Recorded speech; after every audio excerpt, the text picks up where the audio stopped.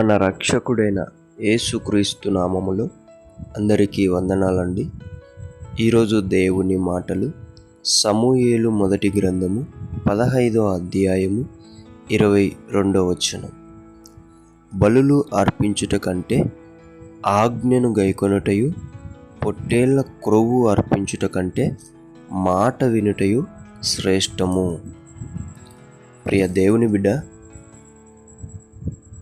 బలులు అర్పిస్తే దేవుడు నన్ను ఇష్టపడతాడేమో, నేను ఎక్కువ కానుకిస్తే, ఎక్కువ దశంభాగం ఇస్తే దేవుడు నన్ను చూస్తాడేమో, దేవుడు నన్ను కరుణిస్తాడేమో అనుకుంటే మనం పొరపాటు చేస్తున్నట్టే.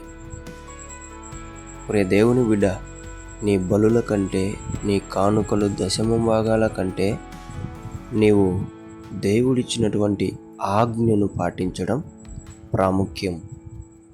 దేవుని మాట వినడం చాలా అంటే చాలా ప్రాముఖ్యం. దేవుని బిడ్డ, ఇది తెలుసుకో. దేవునికి అది ఇస్తే నన్ను ఆశీర్వదిస్తాడేమో, దేవునికి ఇది ఇస్తే దేవుడు నన్ను దీవిస్తాడేమో అని చెప్పి భ్రమలో ఉండిపోవద్దు. ఏమిచ్చినా ఏమి ఇవ్వకున్నా ఆజ్ఞను పాటిస్తే ఆయన దయగలిగిన చూపులు నీ మీద ఉంటాయి. ఆయన మాట వింటే ఆయన హృదయమే నీతో ఉంటుంది. కాబట్టి ప్రియ దేవుని బిడ్డ, ఆజ్ఞను గౌరవించి పాటించు. దేవుని మాటను స్వీకరించి దాని ప్రకారం నడుచుకో.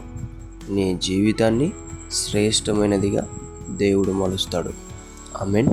దేవుడి మాటలను మనందరిలో దీవించునుగాక. ప్రార్థించుకుందాం.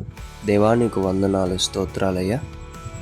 బలులు అర్పించుట కంటే నీ ఆజ్ఞను గైకొనటం, నీ మాట వినటం శ్రేష్టమని చాలా చక్కగా మాకు చెప్పినందుకు వందనాలు ప్రభువా. అలానే మేము నడుచుకొనుటకు సహాయం చేయమని యేసు నామములో ప్రార్థిస్తున్నాం తండ్రి. ఆమేన్.